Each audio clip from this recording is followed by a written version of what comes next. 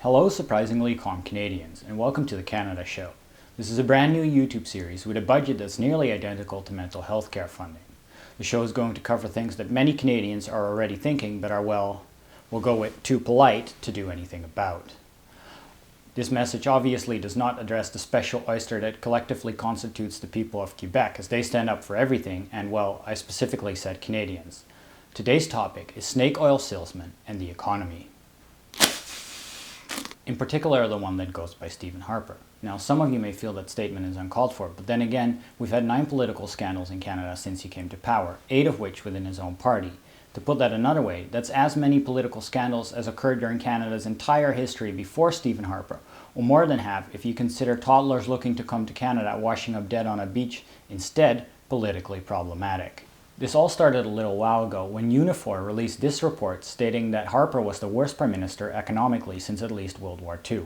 Not surprisingly, many news organizations picked up on this, but they simply talked to an economist about whether this was true or not. And the answer is yes, it's factually true, but it fails to take into consideration the economic worldwide circumstances at the time. This is all quite useless because rather than comparing us to other countries economically worldwide, which in combination with the Unifor report would give us a pretty good indication of how we performed economically over his prime ministership, they simply left it at that and called it a day. This is completely unacceptable because Canadians, particularly during an election year, should be able to know how our country is performing economically. So I personally started looking into it, and according to Stephen Harper, we're head and shoulders above the rest. But if you compare us to other countries such as Germany or Australia in terms of GDP per capita, they were behind when he took power and have surpassed and stayed ahead ever since. But I guess that's not entirely fair of me either, because even though Germany's had to bail out another entire country's economy 3 times, committed $6.6 billion to refugees, and are a world leader on green energy, now I'm cherry picking. Side note, if you're one of the people who still doesn't believe in climate change, did you know that vaccinating your kids could lead them to have autism? So definitely don't vaccinate your kids. This segment is brought to you by Polio, now available again in Europe. As a whole, Canada's GDP increased by 4.4% over the course of Stephen Harper's entire prime ministership. In the same time, Germany's GDP increased by 10% and the world average increased by 19%. Worldwide, in terms of GDP per capita, we now rank 14th. So, head and shoulders above the rest? Maybe if you interpret it as he beheaded our economy and put it on a spear? One thing this all fails to take into consideration is the number of hours worked. If you worked 50 hours at Timmy's this week but made a nubbin more than your doctor friend who worked Monday and took the rest of the week off, you can hardly say you're doing better.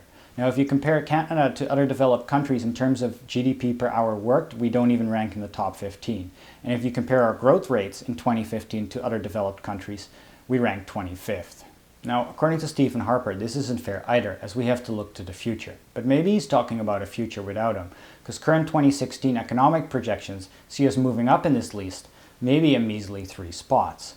Additionally, our unemployment levels have been stuck at 16th ever since he took over. If this was our spot on a soccer team, we'd be continuously warming the bench and getting other players water.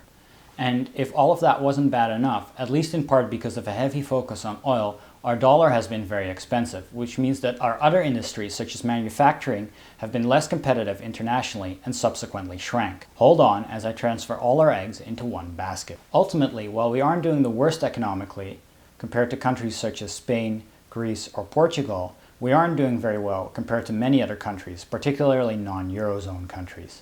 We'll try to be back next week, but after making this video, we'll undoubtedly be labeled terrorists, so it might be from some dingy basement or Europe. Oh, and I'm not saying don't vote for Stephen Harper. I mean, the other guys could be like Muslim or have smoked pot or something monstrous like that.